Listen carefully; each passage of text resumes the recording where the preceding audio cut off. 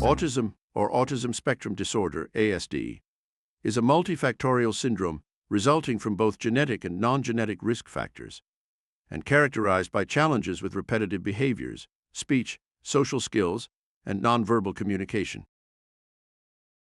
Pharmacological interventions are mainly aimed at reducing some accompanying symptoms, such as calming, hyperactivity, and sleep, but have no effect on ASD's core symptoms. Behavioral interventions are the mainstay treatment, but have limited effect. Many families pursue dietary and nutritional approaches. In this video, we shall present one such specific promising dietary option for treatment. The most recent statistical incidence rate of autism for the U.S. is now 1 in 40, which would indicate another significant increase from earlier statistics. This may in part be a result of the diagnostic criteria for autism have evolved in the Diagnostic and Statistical Manual of Mental Disorders, 5th ed. revision. Previously separate diagnoses, i.e. autistic disorder, Asperger's disorder, pervasive developmental disorder, were consolidated into one, autism spectrum disorder. Also, the rate has undoubtedly been influenced by the increased awareness of autism in both the general population and the scientific community.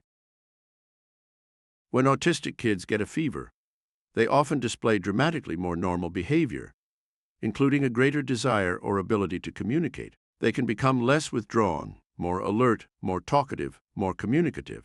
This challenges the whole presumption that autism is some kind of static, irreversible brain disorder, where the brain is just inexorably damaged in some way, with no hope of recovery. But the fever phenomenon suggests, no, it may be more of a dynamic brain condition, where the normal healthy circuits are there, but being actively suppressed, and the fever somehow lifts that suppression, relieves the active disorder, suggesting if we could figure out why, we could theoretically relieve it not just for days, but for forever. Crucifers like broccoli potentially prevent DNA damage and metastatic cancer spread, activate defenses against pathogens and pollutants, help to prevent lymphoma, boost your liver detox enzymes, and target breast cancer stem cells, and reduce the risk of prostate cancer progression. But they may also successfully help treat autism.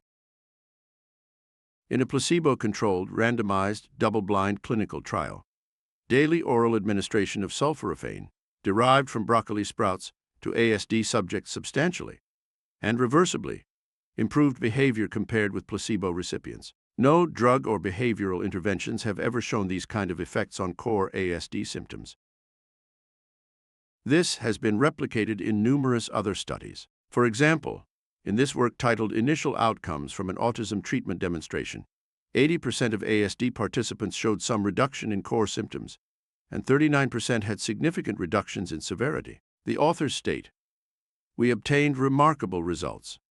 This study is also useful in that they specifically used an off-the-shelf formulation of sulforaphane, namely Brockamax, advertised as having 35 milligrams of sulforaphane, resulting in 8 milligrams of actual sulforaphane in vitro. 2 tabs per day costs less than $1. Other off-the-shelf sources of sulforaphane include a stabilized version of pure plant-derived sulforaphane, known as prostophane, contains 10 milligrams of free and stabilized sulforaphane derived from 220 milligrams broccoli seeds. Recommended dose is 2 tabs twice a day, ideally with meals. Each tab costs about $1. Another available product is Avmacol, a supplement that supports sulforaphane production by providing glucoraphanin, an active myrosinase enzyme, which assists the conversion of glucoraphanin to sulforaphane. Recommended dose is 6 tablets per day at a cost of about $4.